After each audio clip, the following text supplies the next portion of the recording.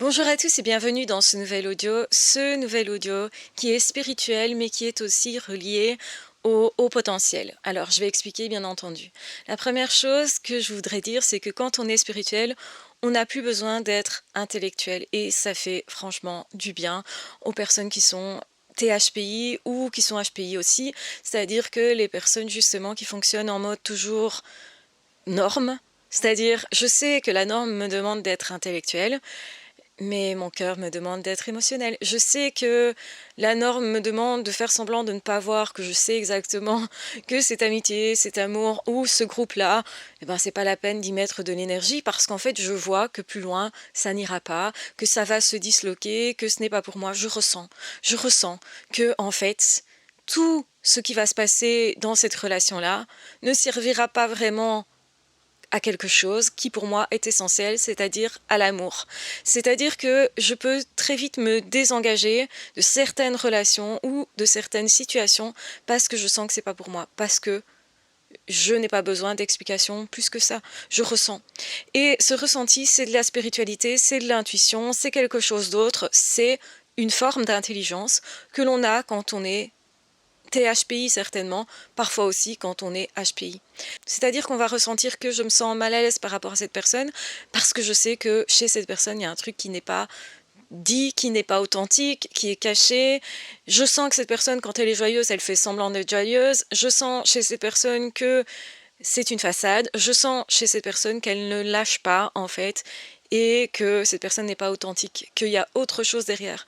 Et souvent, je vais même passer au-delà et voir cette autre chose, scanner la personne, et toujours me retenir de dire que j'ai vu que cette personne, elle n'est pas authentique, que j'ai vu que cette personne, elle cache quelque chose, que j'ai vu même ce que cette personne allait devenir si cette personne reste comme elle est, si cette personne continue de faire ce qu'elle fait. Et je vois des années plus loin. Et donc du coup, je sais dire à une personne, mais attention, votre couple ne va pas durer. Je sais ressentir ce type de choses, donc évidemment que je vais m'arrêter avant de dire, que je vais m'arrêter avant d'empiéter sur ce que je considère être le terrain de l'autre et que je considère être son expérience et non la mienne. Mais parfois c'est très compliqué parce que je voudrais pouvoir prévenir de façon à pouvoir guérir, anticiper avant que la personne ne se retrouve justement dans l'impasse qui va détruire la relation, l'amour, le lien.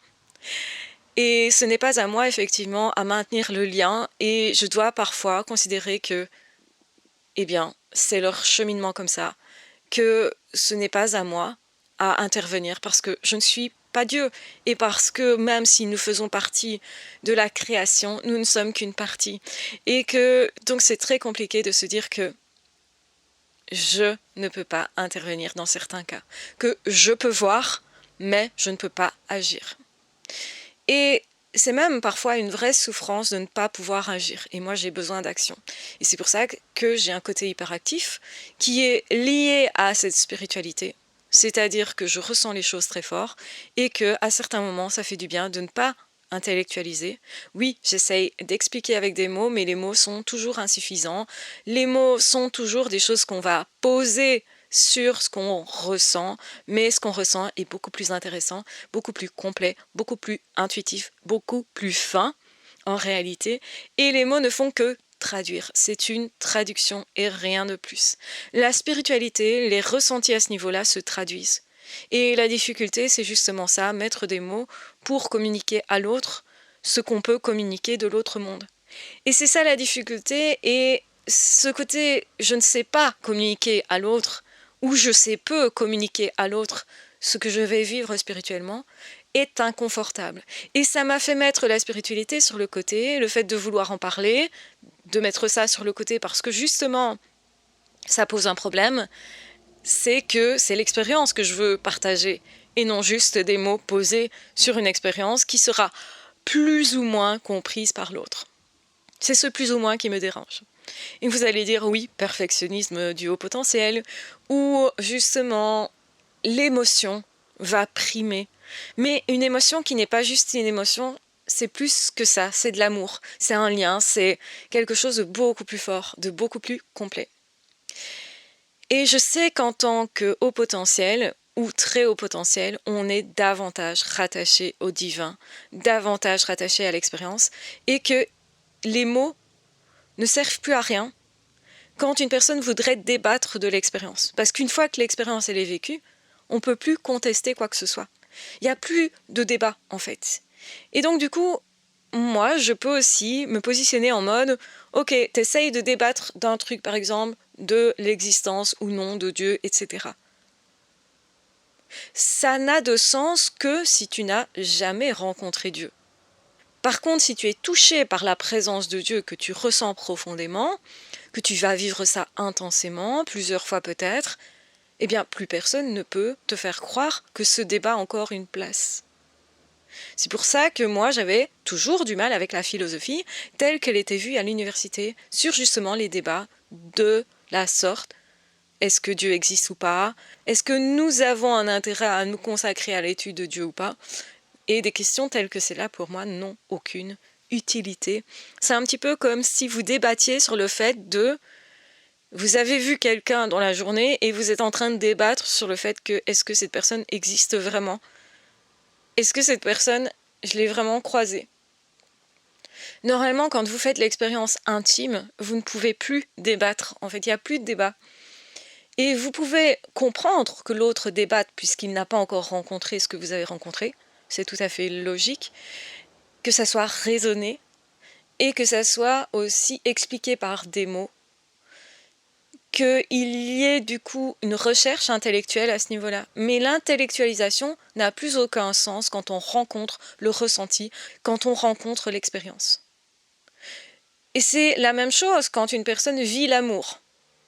Les personnes qui ont vécu un amour particulier, qui ont eu un couple particulier, comment peuvent-ils expliquer à une autre personne qui ne l'a jamais vécu ce qu'est cet amour? C'est extrêmement compliqué de mettre des mots sur l'amour, de mettre des mots sur l'expérience, de mettre des mots sur du vécu, de mettre des mots sur quelque chose qui est aussi fin qu'un vécu intérieur, qui nous connecte à toute une partie de notre âme, et de mettre même des mots sur l'âme en question. Parce qu'on n'a pas forcément la même définition. Pour moi, l'âme, c'est ce qui est dans la spiritualité, ce qui est au-delà de nous. Ce n'est pas juste l'âme raisonnée, et certains vont dire une partie du cerveau. Pour moi, le cerveau ne fait que décrypter autre chose à quoi il a accès et il revient avec une toute petite partie. Nos connaissances ne sont que superficielles et que toutes petites par rapport à la réalité. Et pour moi, on a accès à l'ensemble des connaissances. Et c'est pour ça que c'est important de continuer d'évoluer sur Terre parce qu'on met dans l'ensemble des connaissances nos découvertes, nos connaissances. Alors je sais, c'est complètement fou, c'est spirituel, c'est du ressenti, je n'ai pas de preuve de ça, que des expériences. Et bien des personnes, ça ne va pas résonner, et d'autres personnes vont se dire « Ah mais oui, moi aussi, j'ai vécu ça, j'ai ressenti ça, et je comprends intuitivement. » Et le problème de faire des vidéos, des audios, etc., c'est que ça passe par des mots. C'est que ça ne peut pas transiter du ressenti au ressenti de l'autre. Il faudrait pouvoir non seulement télécharger ce que la personne ressent à une autre personne, mais ce ne serait pas que les mots. Il y a des gens qui vont dire que l'idéal pour la communication, ce serait la télépathie. Et je suis de ceux-là.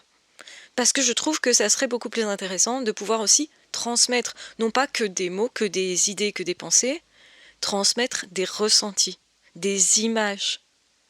Et je pense sincèrement que les esprits, quand ils communiquent comme ça. Les médiums, et comme je le suis, eh bien, je suis bien placée pour le savoir, communiquent avec des mots, mais les mots ne sont que des transcriptions d'images qu'ils nous donnent, de sensations qu'ils nous donnent. Et c'est pour ça qu'on peut tout à fait être assailli par des émotions qui ne sont pas les nôtres, et elles vont nous quitter presque instantanément après justement nous avoir assaillis. Ça, c'est spécifique quand c'est un esprit qui nous transmet leurs émotions. Ils communiquent avec nous par télépathie.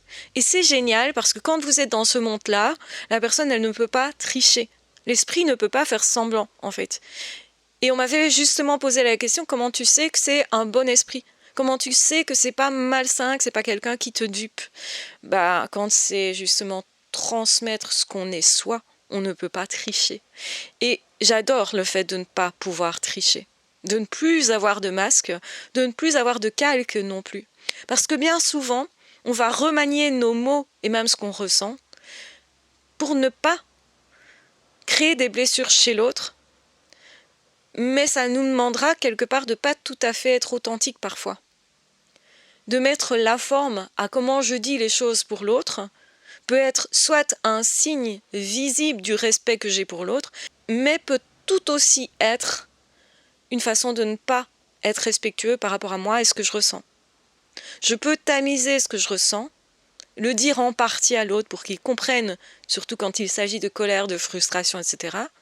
Et comme je n'ai pas envie de blesser l'autre inutilement, je vais me retenir. Je vais dire les choses avec tact, avec un peu plus de temps, et moins du coup sur le qui-vive.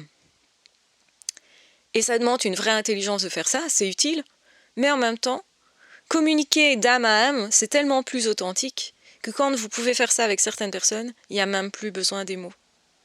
Et le monde des esprits est un monde qui m'intéresse parce que ça fait du bien de ne plus avoir besoin de mots. De juste communiquer avec quelqu'un, et ça se passe parfois aussi avec des êtres vivants, bien sûr, quand on est ami profondément, quand on est amant profondément, quand on s'estime profondément, les mots, on n'en a plus besoin à certains moments.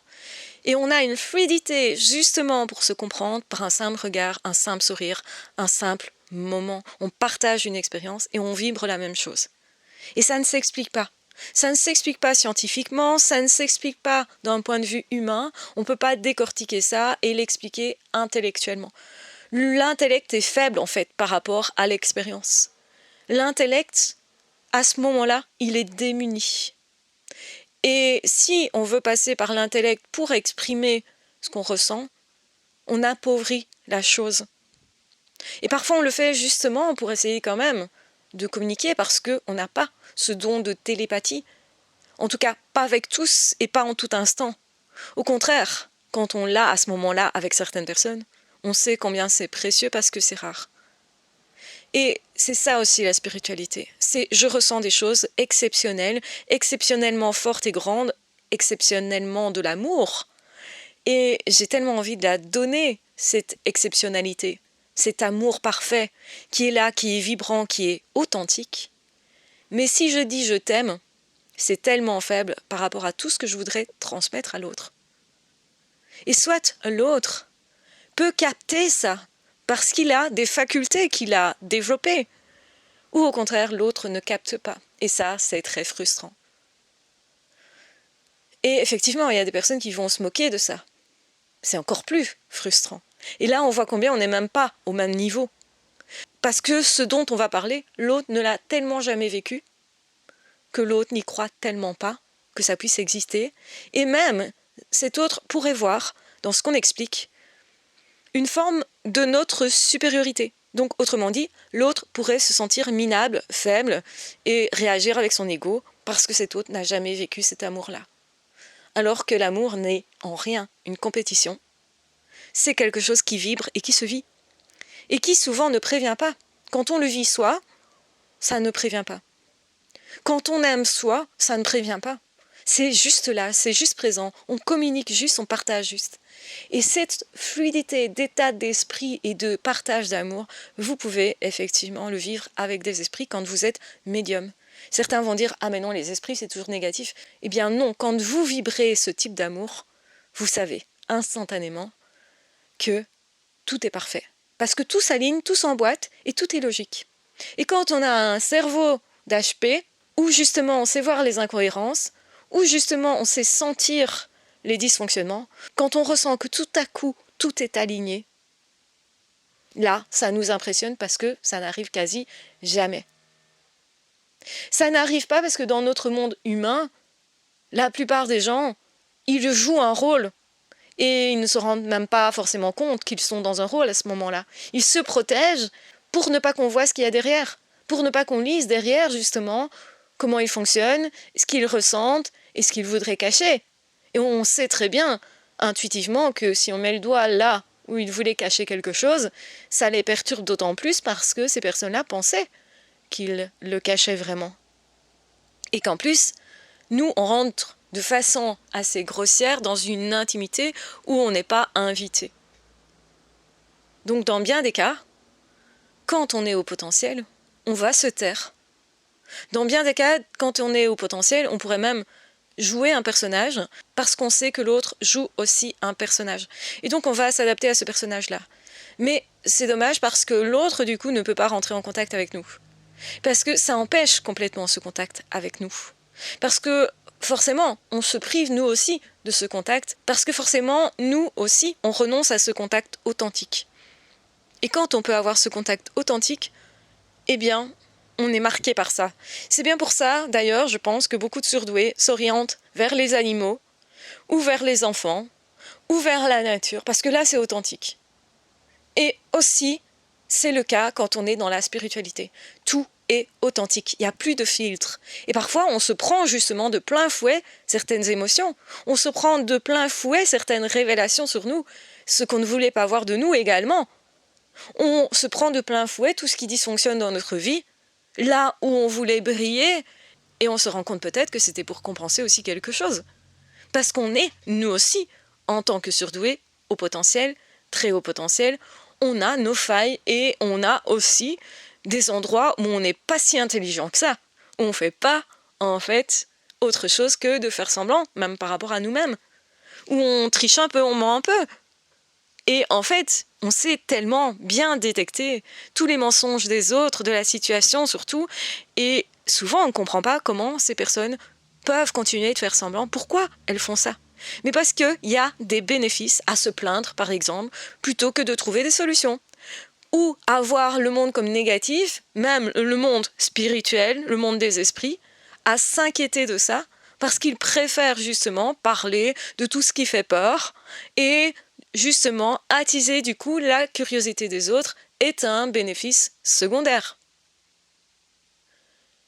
Si je dis que j'ai croisé un être démoniaque, etc., et que j'ai filmé ça, je vais avoir beaucoup plus d'intérêt que si je dis j'ai vécu une expérience, j'ai pas filmé forcément, mais c'était une très belle expérience d'un être lumineux, où j'ai été en contact avec un être lumineux. Donc, on a, nous, êtres humains, parfois des biais, qui est que, effectivement, on a du mal à voir le beau là où il est et aussi à vivre l'authenticité. Et donc effectivement, il y a beaucoup plus qu'on ne le croit d'aspects qui vivent des choses spirituelles, qui sont et peuvent en tout cas être connectés à une vraie spiritualité, une vraie authenticité, et ça sera souvent vécu aussi comme une forme d'oxygène. Et on peut prendre peur de cette forme d'oxygène et avoir un peu plus besoin finalement de ce monde spirituel pourrait nous faire peur parce qu'on a peur de s'éloigner des êtres humains en fait, de partir dans une sorte de chimère. On a un peu peur de ça. Alors que ce n'est pas de la chimère, c'est au contraire notre âme qui parle, c'est au contraire notre corps qui parle, notre cœur qui parle, c'est au contraire une communication qui est simple et facile avec le monde. On sent les vibrations de certains endroits, on sent les vibrations de certains êtres, on ne sait pas expliquer pourquoi tout d'un coup on se dit « Ah mais cette personne, il ne faut pas que je la fréquente », mais je ne sais pas pourquoi. Donc du coup on a tendance à se dire « Ben non, intellectuellement, je n'ai pas de données vraiment qui fait que cette personne… » je sais que c'est une mauvaise personne, par exemple pour moi. Donc, du coup, je vais m'obliger à fréquenter cette personne parce que je pense ne pas avoir les données, alors qu'en fait, les données, je les ai. Je les ai ressenties. Et le problème de notre monde, c'est ça, c'est que l'être humain attribue beaucoup de force à tout ce qui est déductible, à tout ce qui est prouvable par l'intellect, par justement des mots, par des arguments. On a tendance même à considérer que si une personne argumente mieux qu'une autre, c'est forcément celle qui argumente mieux qui a raison. Alors qu'en fait, celle qui n'argumente pas pourrait ne trouver aucune raison à argumenter, ou peut-être n'a pas les mots parce que l'émotion est tellement importante que finalement elle prend le pas sur le reste et elle devient justement notre communication. Et donc parfois on se sent bloqué pour communiquer avec des mots parce qu'on est dans l'émotion. Et parfois, on croit qu'on est un peu paralysé, alors qu'en fait, on est en train de communiquer différemment, tout simplement, à un autre niveau. Et la spiritualité nous aide à communiquer à un autre niveau, nous aide à accepter justement ce monde des émotions, mais des émotions du lien d'amour, de la vibration des lieux, du fait qu'on puisse justement tout à coup pêcher des infos dans un nid d'informations qui existe pour tout un chacun et qui a été mis à disposition de tout être humain si on est capable de pêcher là-dedans. Et ça explique qu'on puisse connaître des choses dont on n'avait pas vraiment connaissance et qu'on puisse avoir des données sur ce qui va se produire dans le futur, parce que le futur est déjà là en fait, et parce que effectivement on peut trouver des réponses à nos questions parce qu'elles sont déjà là. Il suffit juste de tendre la main pour les avoir à ce moment-là, quand on est dans un état d'esprit particulier. D'où l'importance de la spiritualité pour les hauts potentiels et pour les personnes aussi qui en ont un petit peu marre du cadre trop scolaire qu'on nous met bien souvent à l'école, mais aussi dans l'entreprise et aussi dans le monde, où on va dire une personne est intelligente si elle sait parler, une personne est intelligente si elle sait argumenter, une personne est intelligente si elle nous explique les choses de façon déductive, donc autrement dit, si A plus B donne C égale, etc.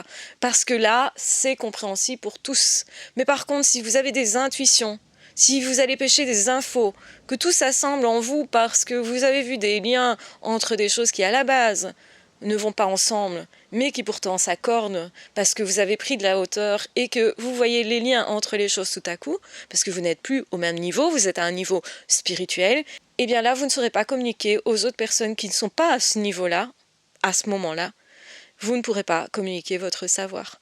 Donc il y a toujours une partie de notre savoir qui sera éternellement perdue, ou plus exactement qu'on aura quand même possibilité de mettre dans ce réservoir de connaissances pour l'humanité. Quand je parle de l'humanité, c'est aussi pour toute génération future. Et donc c'est important en fait d'aller mettre les connaissances, vos vécus, dans les connaissances du monde, dans les connaissances pour l'humanité, pour que toute personne puisse s'en nourrir et aussi pour que toutes les personnes qui sont enfermées dans une situation où elles connaissent juste la maltraitance, le pire du pire du pire, malgré tout, cet enfant va se dire « il y a autre chose qui existe. Je ne sais pas comment je le sais, mais je sais que je sais.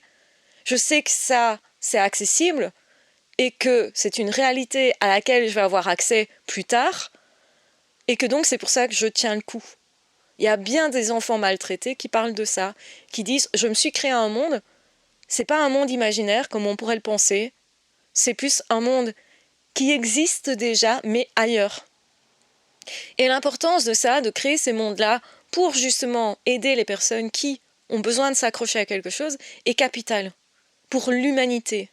On doit garder de l'espoir. Et on doit donner de l'espoir quand c'est possible à tout enfant qui est justement dans des situations de maltraitance, d'extrémité, mais aussi à tout être humain. Parce qu'en tant qu'adultes, nous restons des enfants, et des enfants parfois très meurtris, qui à chaque instant est aussi en recherche du sens de la vie. Et chaque fois qu'on trouve du sens à cette vie, eh bien n'oublions pas justement de recommuniquer ce sens de la vie, même si les mots manquent, même s'ils sont insuffisants, ils ouvrent peut-être quand même une porte à d'autres connaissances que la personne va ressentir. Et c'est ce à quoi je vous invite par cet audio. Ressentez. Je vous embrasse bien fort, je vous aime très fort, prenez bien soin de vous et on se retrouvera très vite dans d'autres audios ou dans d'autres vidéos. Ah, ciao, bye bye!